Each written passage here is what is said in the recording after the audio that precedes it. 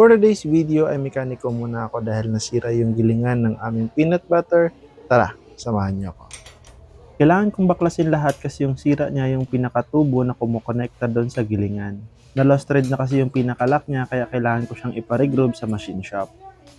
Hindi kasi kaya to ng mano-mano lang, kailangan talaga ng machine at mismong manggagawa para maayos.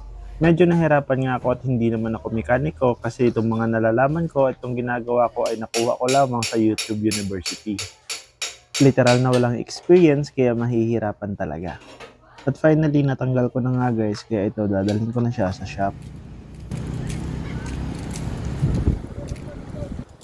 First time ko magpagawa nito kaya medyo nalilito ako kung saan ko ito ipapagawa kasi wala naman akong alam na shop.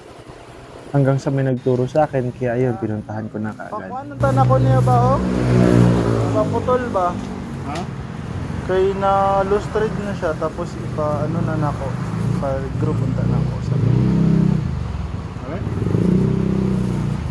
Sa ano na siya? Ha? Galingan kakuan, mani? Pagkatapos nga makipag-usap kay kuya, ay ginawa niya na kaagad ito dahil madali lang naman.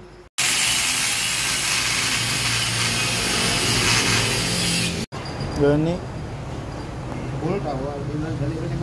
Sige ra ka daot yan no kung bolt no.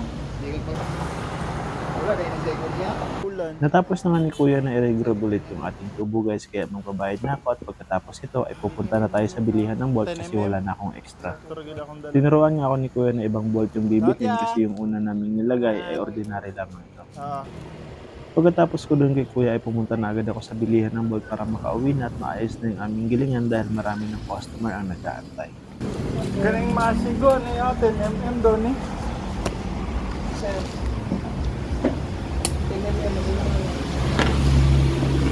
ito ba? 10mm? Ano nga? Okay eh. Okay. Ang bolt. Pwede mo?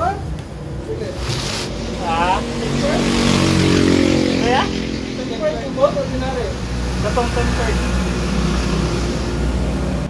Yung bolt nga na sinabi ni kuya yung taga machine shop yung binili ko para mas makasigurado ako na tumagal yung aming tubo.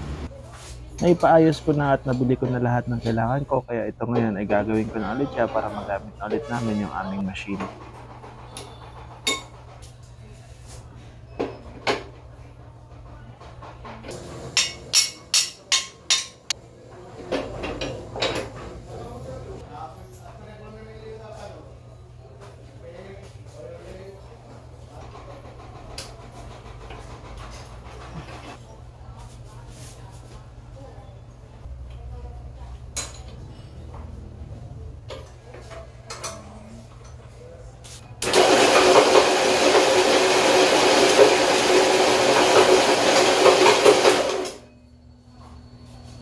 At ayun guys, naayos na nga yung ating machine kaya tuloy na ang gilingan ng ating peanut butter 24/7.